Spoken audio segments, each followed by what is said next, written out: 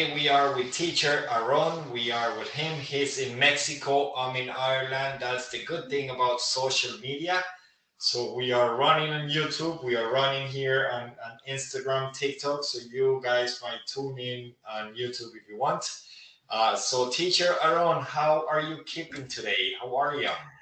I am having an incredible day. Thank you, Prof. Hernan, for having me here today. It is a great pleasure. It is a great pleasure to be here with your community, and I hope I can teach different things today. So yeah, we're gonna have a good time right now. Oh yes, sure, surely we will. Okay, very good, teacher. Before we start with this interview or with this chat, it's not even an interview. I would love if if you told us how did you become a teacher? Why teaching English? Why, Yeah. especially in Well, Mexico? Why? to be honest, I never thought I would become an English teacher because when I was in high school, English was very difficult for me. I have told this story to my community, but I was bad. I was really bad at English. I didn't understand anything when I was in high school. Teachers were terrible for me. So yeah, I never thought I would become an English teacher, but there was an experience that taught me that learning English and teaching English was different from what I thought. I used to think that English was only for intelligent people or for those who have the attitude to learn it. And yeah, that's true. Having the attitude is really important. But um, when I was in high school, I was bad at it. But I met a person who changed this idea. He was a person who participates in championships about learning fast, memorizing words, memorizing numbers, and he had the capability to learn a lot of things really fast. And he told me that learning English was very easy, that all what I have been taught was chafa. Basically, the word was chafa. It is a word in Spanish, but that word changed the way I thought about English. Like all what you have been taught is wrong. Grammar is wrong, and some things are wrong about what you have been taught. You can memorize faster, you can acquire a language faster, and you can do a lot of things faster and easier than you have been taught. It's more about the mindset you have, and it's more about the the tools, the system you are using. I never learned anything for 9 years. I didn't even understand verb to be. And then when I learned on my own, I could carry out conversations in 2 years by myself. So I changed my mindset, but I also changed the system I used to use.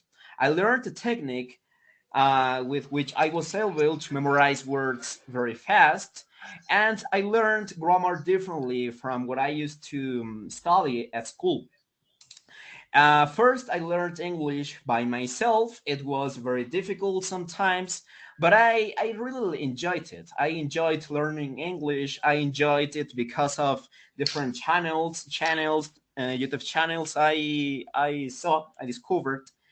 And then I realized that I wanted to do it because I stopped studying. I stopped going to school when I was like 16 years old. I left school very young, and I had different jobs. And then I was like, because of pandemics, I lost my job, so I had to do different. I had to do something different.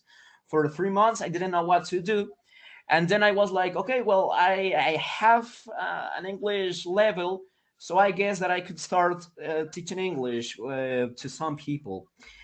I never thought this would happen, but after 3 years, I'm still here and I have improved my All right. abilities about English, and Okay. it has been a great experience. I really love teaching. I have learned different things. I love talking to people and changing the way they learn, because that's what happened to me. I changed my mindset. I changed something that I like to call sintonía de aprendizaje. I guess it is learning symphony. I like to call that sintonía de aprendizaje, the way you interact with English. Because some people think like something when you mention learning English, some people think of grammar books or grammar audios that they don't understand, which is what I used to think about English. And when I changed this sintonía de aprendizaje, I learned English faster. So I like to teach grammar, but not only to teach it, but to change this sintonía de aprendizaje, learning symphony, and that has helped me a lot to teach English. All right, very good. But that's an interesting story. Okay, so Jacqueline just tuned in with us. She's asking, where are you from? He is from Mexico. What part of Mexico are you from? Aaron. I'm from Mexico City. Oh, Mexico City, from the capital. All right, very good. Yeah. Okay, so well, that's a really good story. So you started 3 years ago. Did you start with your Facebook page 3 years ago, like from zero, from Yeah, scratch? that's the first thing I did. I started with my Facebook page, and then I opened an Instagram account, then I opened my YouTube channel, then my TikTok account, And and you do everything, online. yeah, everything is online. Actually, this year I want to become an English teacher. Well, I want to get certified because that's very important for teaching. I think that that's very important because I have to say it. I consider myself as a young entrepreneur. I'm just an entrepreneur who wanted to teach English, but I want to take this seriously. And Okay. yeah, I will become a certified English soon. Very good, very good. I'm glad to hear that. Well, welcome on board. Okay, Aaron, very good. So I guess you could describe then your approach, like what's your approach to teaching English as a second language? What's the key or the key ingredient you put into your teaching? What can you tell us about that? The most important thing, I guess, for achieving anything is passion. You must have passion if you really want to get incredible results, because you will see everyday students that say, I hate my teacher because this teacher just makes me hate the language, because this teacher doesn't have passion for teaching. This teacher doesn't make me understand anything. I'm just memorizing structures, but I'm not understanding anything. So it's very important to have passion for teaching, and also to have or to want to improve systems, to improve explanations. Like, for example, if you want to teach verb to be, but you keep teaching English, you keep teaching verb to be the same thing for 20 years, you are not actually improving anything. You are repeating 1 year for 20 years. And I consider that as something very important, because there are teachers that say, and that's my own opinion, but there are teachers that say, I haven't teaching English for 20 years or for 25 years, but they have been teaching the same thing 1 year for 25 years. If you do the same thing, you are not improving. So you should have, or you should want to improve your explanations, to improve your exercises, and to improve your English skills as well. If you are not improving yourself, you are not going to improve the way you improve English. I think that if you want that someone gets to a certain level, you can't teach anyone to get to that level if you don't have it. If you want to have better students, you must become a better teacher.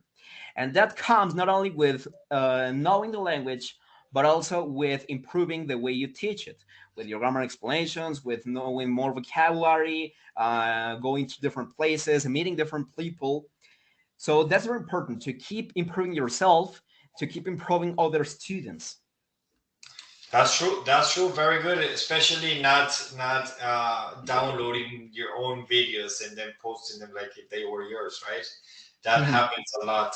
That happens. I've seen my videos in many accounts on Mm, Instagram, and then they get their own students with my videos. I'm like, what? What in the world is wrong with these people? But that's what it is. It is what it yeah, is. I don't like it either. It's at least they can tag us, like they can, Yeah, yeah, they can say the name the owner of the content. But anyway, so we have some questions, some comments here. We have Juan Escobar. Thank you guys. You are amazing teachers to us. I'm sure we want to become English experts following your system and advice. Thank you very much. Juan say hi. Eusi, hello everyone. Okay, very good. Aaron, what are some of the key strategies you recommend for achieving fluency in English? To all the fluency. people that are listening to us on YouTube, on Facebook, on Twitter, on TikTok, on Instagram, what can we tell them if they want to achieve fluency? There are two things that we have to do every day. You must keep learning new vocabulary because sometimes English is not difficult. It's just like you don't know the words you need to use in some different contexts. Sometimes it's like, bro, teacher, I don't know what to do because my mind is empty. I can't say anything. I am speechless when I have to speak. And that's in part because you don't know enough words. You must learn more words if you want to get fluent. And now, something else you have to do is to keep listening to English. If you don't, if you are not used to listening to English, you will hardly improve your English speaking skills. The more you get used to the language, the better and faster you will get fluent. So it's very important to keep learning vocabulary every day, and you can do different things for it. You can watch movies, you can change your Facebook or your Instagram accounts into English. You can change your phone settings and start interacting with the language. You have to get your mind used to English, and that's how you're gonna improve your English skills. So it's basically a matter of learning vocabulary constantly and listening to English. That's what Very I good. would say. And Very also good. practicing because sometimes we know a lot of things. There are also people who say, I know grammar, I know vocabulary, but they are not bringing out what they know. That's also important. Maybe it's more a matter of listening and getting used to the language. But if you never speak, that's what's important. If you never speak, if you just if you just complain about not being able to speak the language, but you never practice, well, that's ridiculous. You will never be able to do it. So there are different things for it for practicing speaking. What I recommend is to ask yourself questions. That's how I improved my English. Some people think that if they don't have a partner to practice with, they will never be able to practice, and that's not true. You can practice with yourself. You can ask yourself questions. Like basic questions such as what did I do today, or what I would like to do tomorrow, or what I would do if this happened. You can create or imagine situations to improve your English and practice with yourself. Something I have realized that it's a great idea, and that this is something new. This is something new. Is use ChatGPT. You can interact with ChatGPT. You can ask this AI to speak about something like, I want to speak about, or I want to talk about technology or going to a cinema, and this technology will ask you questions, and you just have to start responding to these questions. And if you don't know a word, you can look it up on Google, or you can have a dictionary, of course, but it's a matter of discipline. 100%, 100%. That's it. Discipline is the key. That's what I always tell them. You can come up with a routine to practice listening, to practice speaking, to practice all the different skills, but the key is consistency and discipline. If there is no consistency nor discipline, then there will be nothing. No academy, no English teacher will help you. We are not lifesavers. We just guide That's them. true. We just guide them. Could you share then, if you have, you don't have to tell us the names, but some like success stories you have from your students. I don't know, a student that maybe surprised you with their progress, with their achievements, if you could. Yeah, of course. I love sharing English stories of my students because they always get to my class and they are like, I don't understand anything from my school, from my teacher, or also I am in the USA. I need to communicate, but I can't do it. I just can't do it.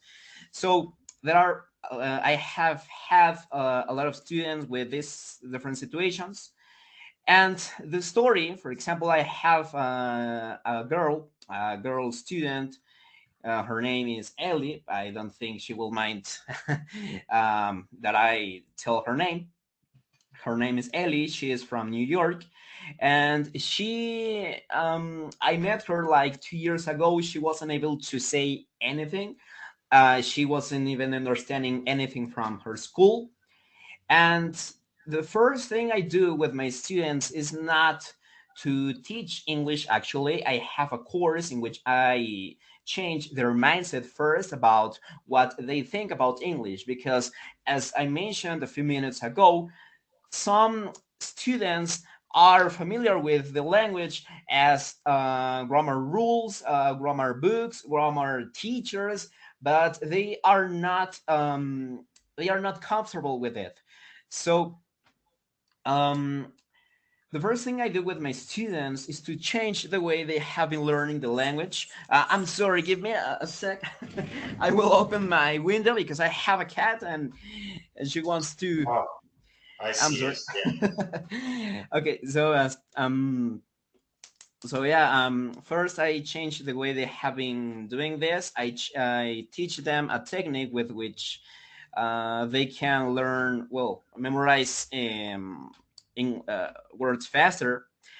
And with this system, with this vocabulary system, and with my own grammar system, with my own grammar teaching system, she was able to understand English faster, to understand stories, to understand text, to understand when someone was speaking to her. And then she started to practice with simple sentences. She spoke to herself to practice, and she started with basic sentences, basic questions, and step by step she started to literally open her mouth and saying words. That's what she did. And it's a great story that I like to tell because at first she was hesitant about buying the course. She didn't know if she was able to do it because she had bought different courses. None of them was useful for her. And after 2 years, she is able to communicate without much problem. She is still learning. She still has to improve her abilities, but she is speaking English now. She just have to learn more words or to travel to different places to understand more accents, different accents. But she is doing it great. I You have never. also a student from, I think he's from Ecuador, and it is a similar case. He wasn't able to understand anything about grammar. He used to forget all the words he was learning, and with this technique he learned more words easier.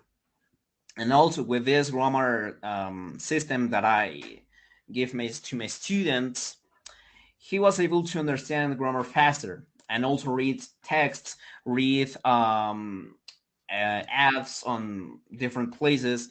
He was able to understand English better. And I love his story because he, at first, he was like, man, I am not understanding anything, even from this course. But with discipline, he attended my classes like for 8 or 9 months. And after this period of time, he started to understand. It was a little bit ridiculous because we could think like he wasn't understanding anything, but he was actually improving his skills. It's just that he didn't even know he was improving his skills. After a few months, he realized that he knew more words, he knew more vocabulary, he knew more grammar sentences, and he was able to understand more. And then he started to communicate a little bit with other students, with myself as well. And I love to tell about it. Very good, very good. Yes, that's some language acquisition there. We don't know the way we acquire the language, but then we just end up talking and It speaking just it. happens. It just happens out of nowhere. The natural approach, some call it. All right, very good. That's very good to hear them success stories. How do you address the diverse language backgrounds of your students when teaching English? And how do you? I think I can talk about this. I can ask these two questions together. And how do you incorporate the culture of English speaking countries into your teaching approach? I think that the cultures of the different countries is very important, not only for learning the language, but also um, to know who you are going to be interacting with. Um, in this case, in terms of their backgrounds, that's why I have like a previous course in which I try to change the way they have been interacting with English. Like you are used to thinking of English as it is complicated, pronunciation is complicated, everything is complicated, and I always forget words because it is I don't think this is completely true. It is true that we need to make an effort to get fluency, but some things, in my own opinion, is not they are not completely true. So I have a previous course on my English courses in which I try to change the way they have been thinking of English, and then they start with basic grammar topics, and not only they learn it, learn these topics, but also they start seeing how I teach these topics, and they see like, okay, they weren't as difficult as I used to think.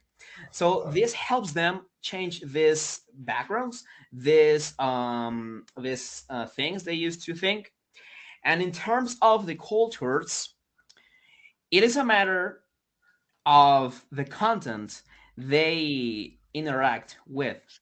I give them stories, give them stories, give them audios, give them videos, so that they can discover how American people, in my case, I teach American English, how American people live every day, how they take the subway, or how they order coffee, or how they go to a museum, what kind of things they say.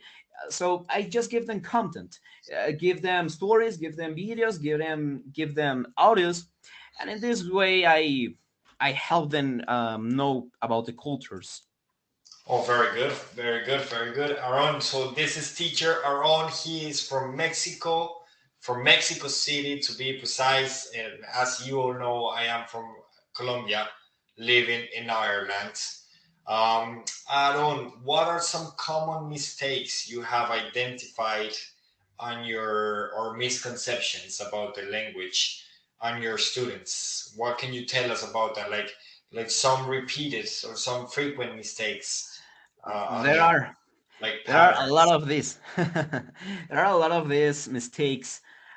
Something I have seen, especially with new students, is that they translate every word from Spanish to English.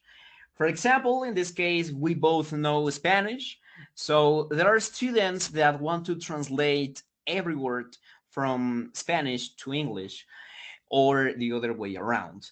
For example, when I have a student, I ask them, how do you translate this or how do you say this in English? For example, él se queja, él se queja. They are three words. So they are like, okay, how do I say él? How do you say se? How do you say queja? And he's exactly translating every word. And they suddenly say he is complains, and I am like, what do you say is? Because and he says because is like say. So it's like no. In this case, we don't use is because we have to say he complains, él se queja. And something that happens, and I guess you will ask me this question about translating every word. Why do people do this? It's not because English is difficult. It's because how they have been learning English. Something I have realized is that a lot of teachers teach English structures in a way that I don't really like because students are not understanding everything or anything. They are just memorizing those structures, and when they want to speak, they are trying to think of every word. But since are not understanding how English works, they they end up thinking of the message in Spanish and then they translate it into English. So something that is very important is to teach English differently so that English students can really understand how English works, and then they will gradually be able to think in the language. But they will not be able to think of the language if they are not understanding how it works. And this starts with the teacher, how the teacher teach the language.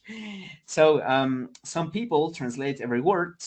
I have had a student and his case was that I have a story here. It was his case. I have to read this story, but first I translate every word from English to Spanish, and then I think of the message in Spanish. In And this Spanish? was very frustrating. This is very frustrating because you will it's just very frustrating. This is not how we have to understand English.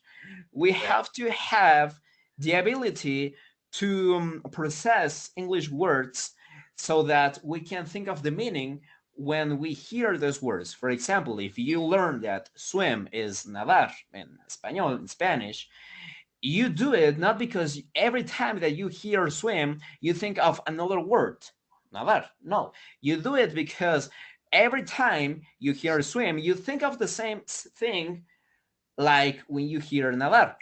And yeah, this way, you start understanding and learning different words. And then, as you keep reading, for example, reading basic stories, you gradually start realizing and seeing how English works. It is a matter of how you learn vocabulary, and also it's a matter of how you learn grammar structures.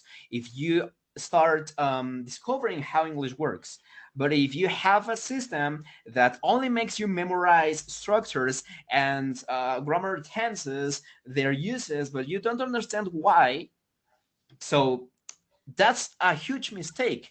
And I can say it by my own experience because I used to do that. I used to look for words on Google Translate, and it was very difficult for me to understand why a message was relating differently from English to Spanish. Like, why is this word this and why is this word this other one? It was pretty difficult. But when I started to understand English directly without any need of Spanish, I was able to understand English faster and to stop translating. But yeah, as you mentioned, this is something that happens with time. Uh, Naturally, yes, yes, it this is happens something that naturally. happens with time. Yeah, Yeah, the but translation. sometimes I'm The, sorry, I'm sorry, but the, sometimes this also happens because of the methodology we use, because we are not understanding the language. We are just translating every word. Some people ask me, what does the word don't mean in Spanish? Like they want to translate the word don't in Spanish. They want to read it and to think of a word in Spanish to think of the message. And I am like, you don't have to do that. You have to learn how to use that word to understand the message when you hear it, not to translate it from another message to from another language. yes, 100%. So it is because of the methodology how English is taught, but it's also with time.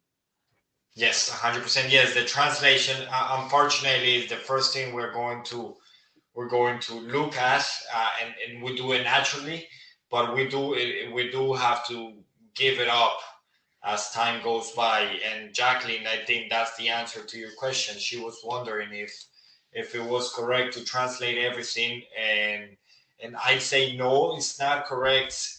It's what we do, unfortunately, and uh, but it's not the correct thing, all right? Because also not everything is translatable. We can translate everything, but also we also have idioms, and we also have colloquialisms, and we also have language in use, and some things that might mean something different if you look at them in a literal manner, but then in the context is something totally different. I don't know. I can't think of an example. I don't know, to throw people under the bus, for example. To throw people under the bus, it's a saying, okay? Let me just answer a quick question here. Estamos en YouTube también con el profesor Aaron. Por aquí me preguntan en TikTok.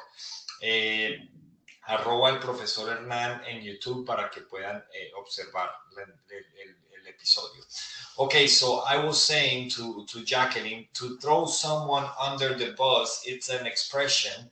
And if we think about it in Spanish, vamos a decir, uy, tirar a alguien debajo de un autobús, lo vamos a matar, se va a suicidar.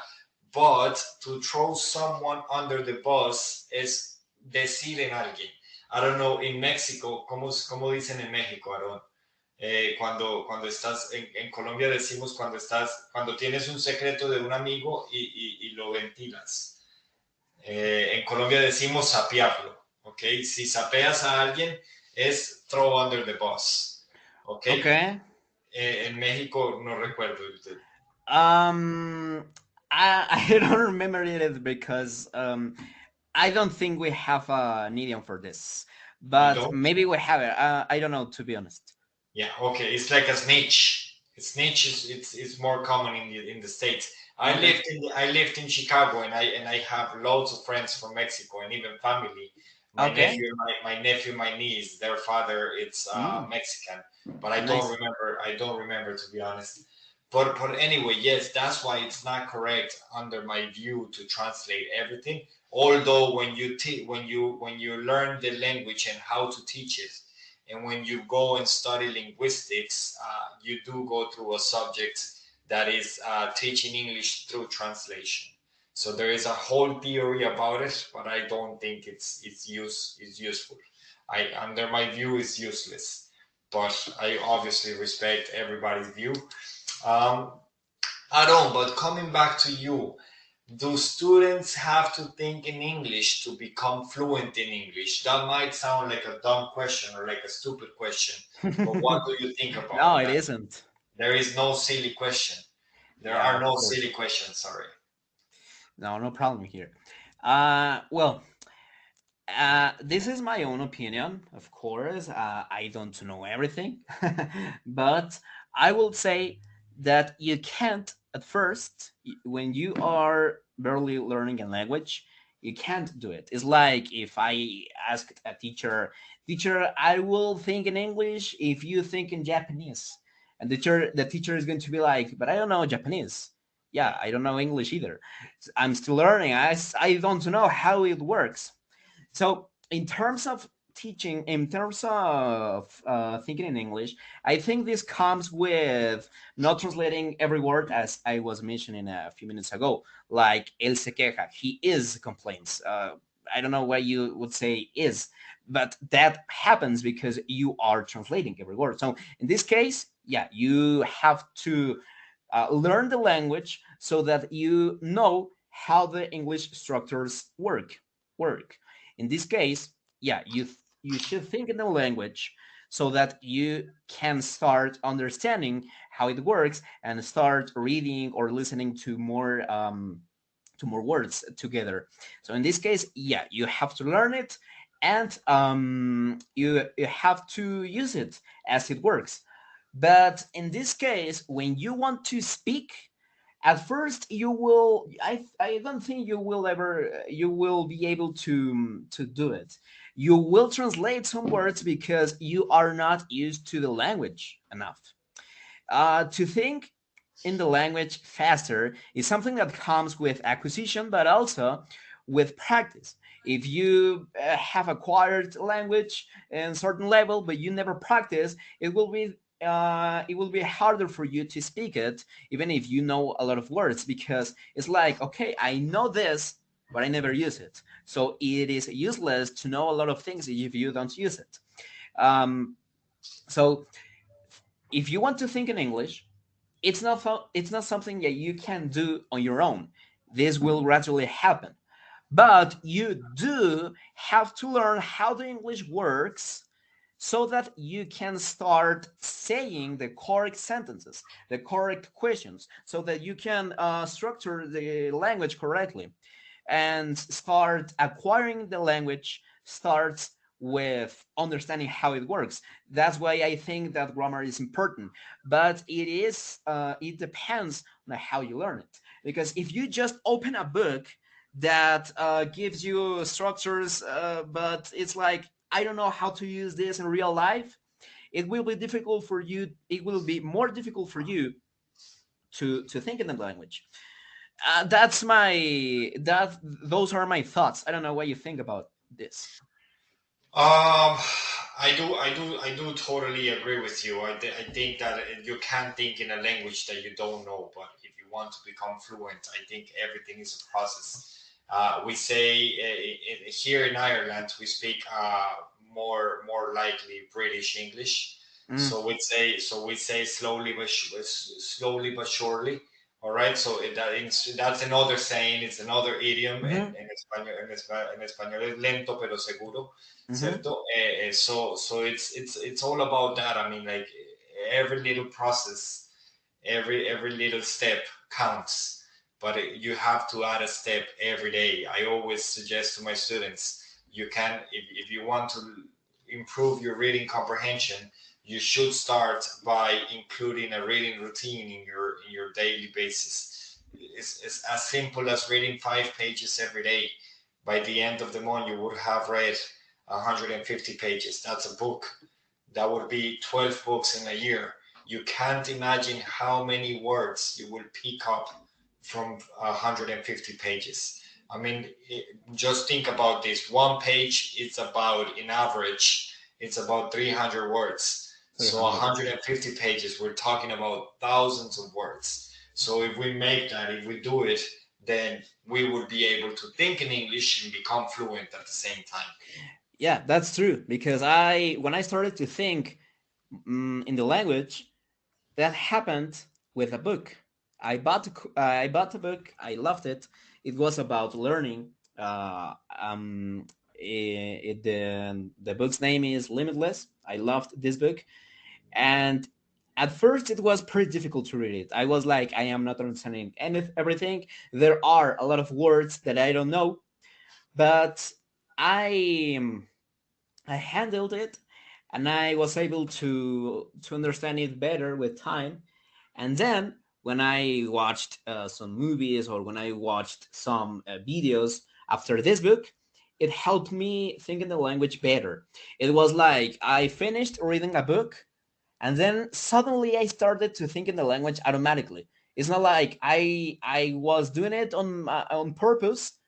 My brain just started doing it, and That's that very good. happens with epic. That's it. And it happens the same way with listening and with all the skills, with the input. The Mhm. input, remember, lads, that input is listening and reading. All right, Aaron, I am going to move on to my section. I have a section on this podcast in Spanish, Okay.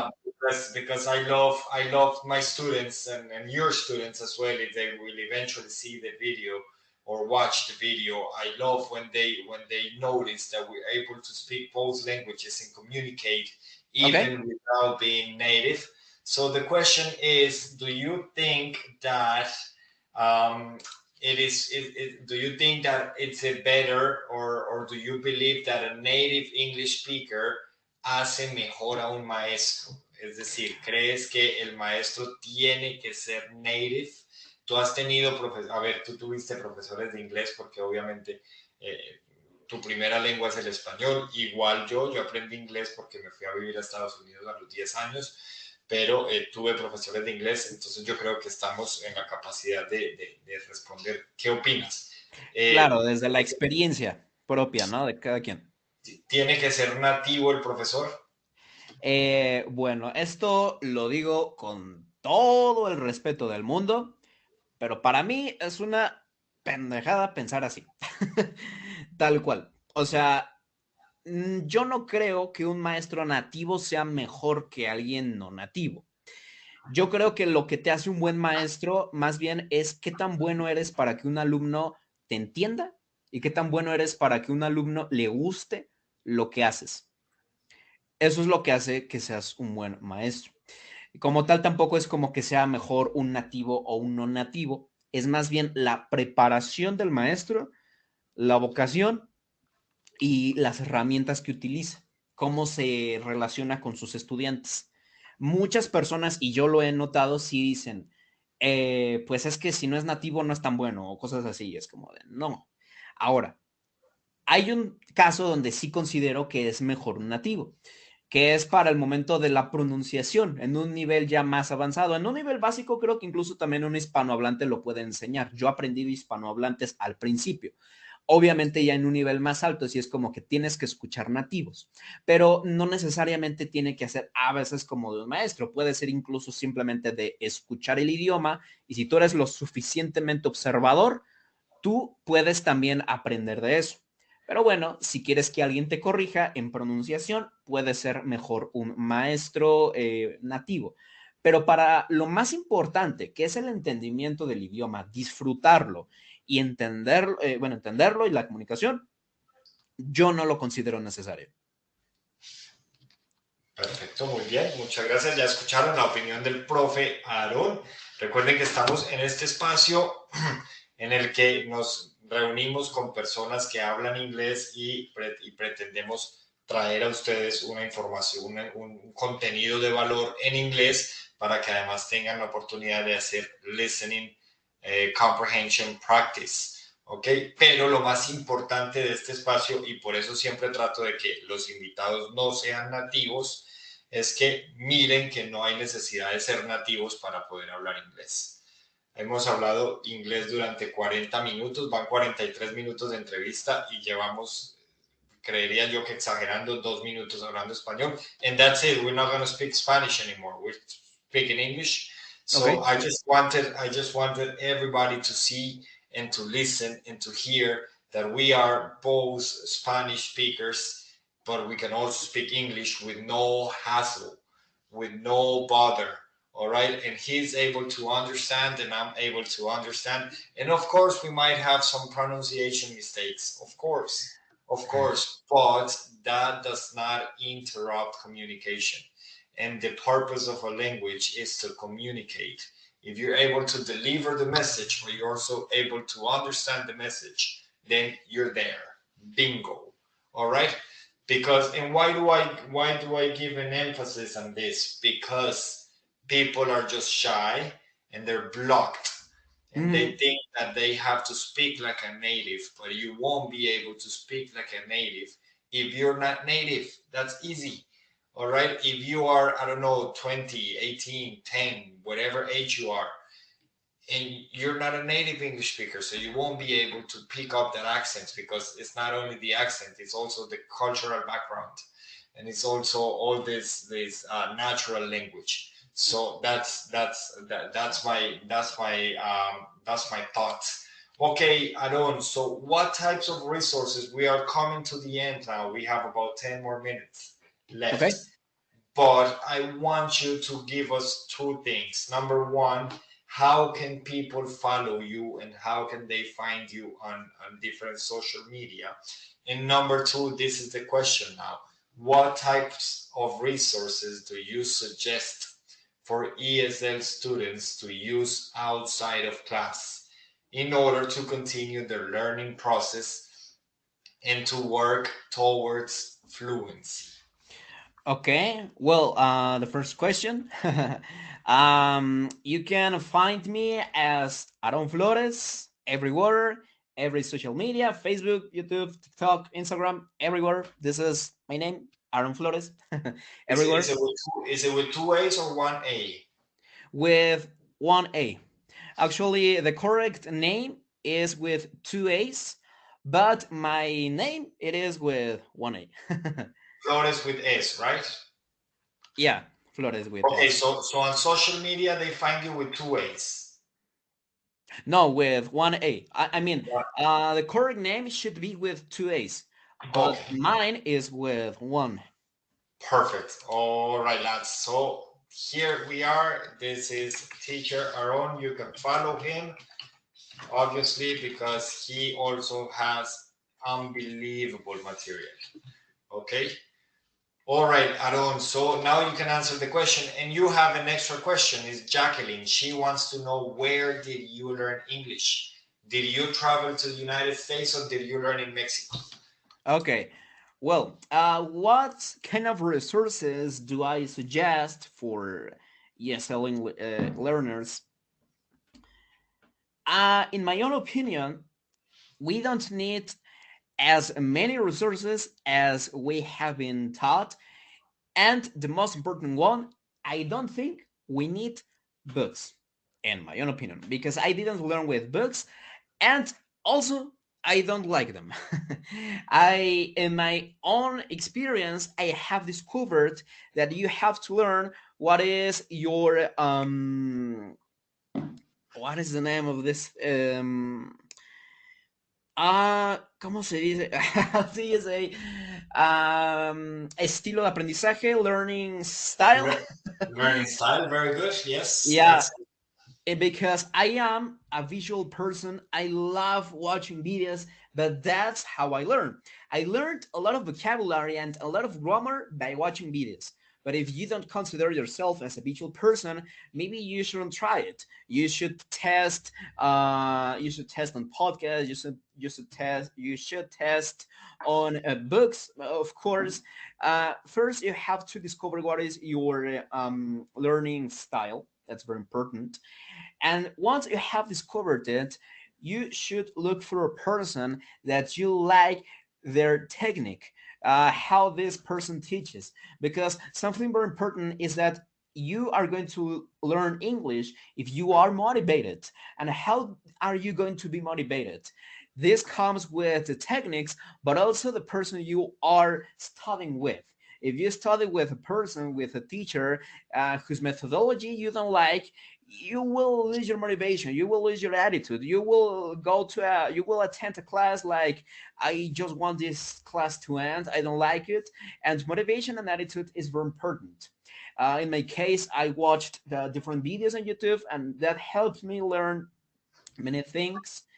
And the first thing I suggest is looking for your learning style. In my case, I'm visual, so if you are a visual person, start with a lot of YouTube videos.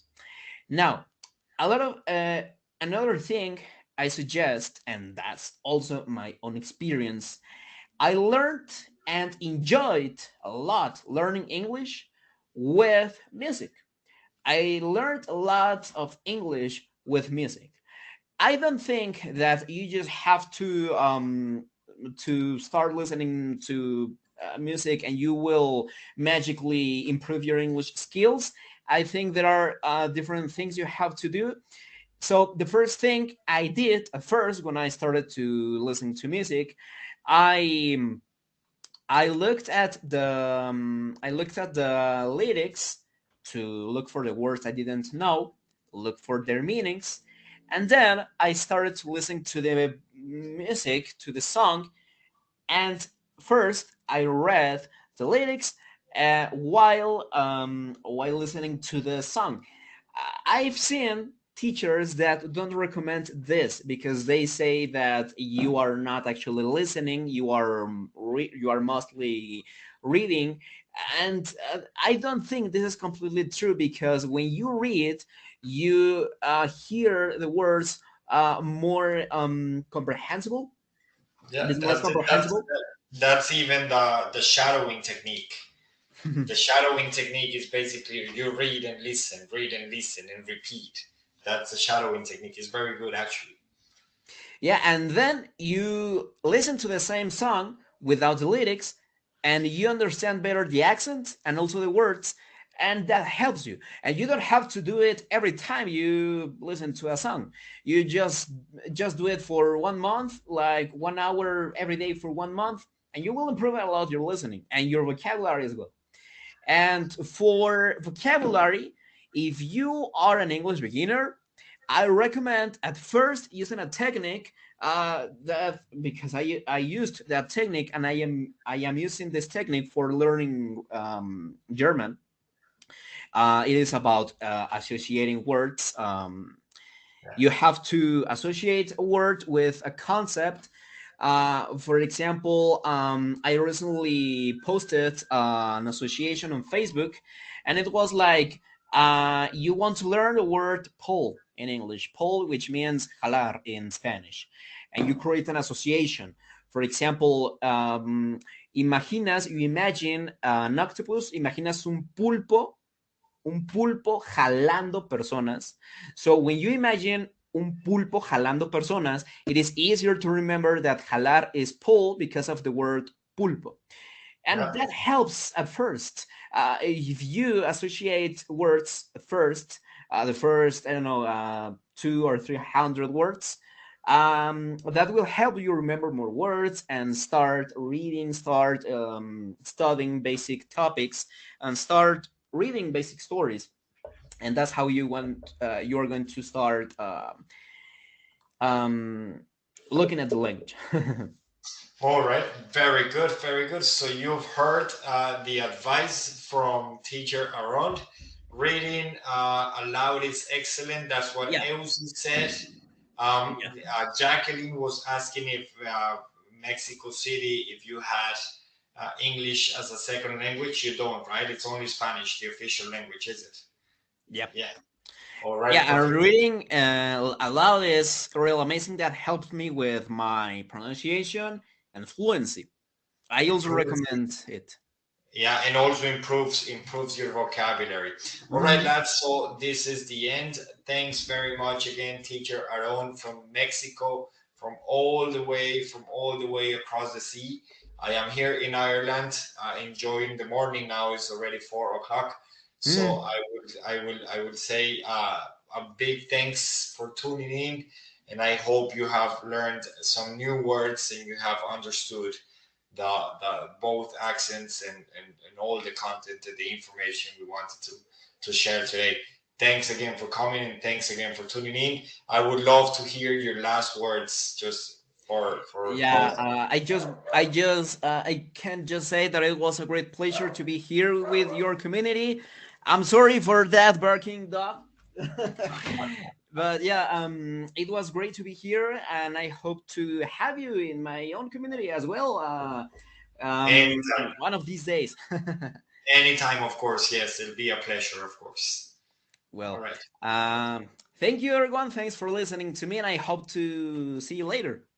Of course, follow him. Remember, follow him at Adon. I think I shared it. Yes, it's here. Adon Flores. Okay. All right, guys. Thank you very much. See you next time, teacher.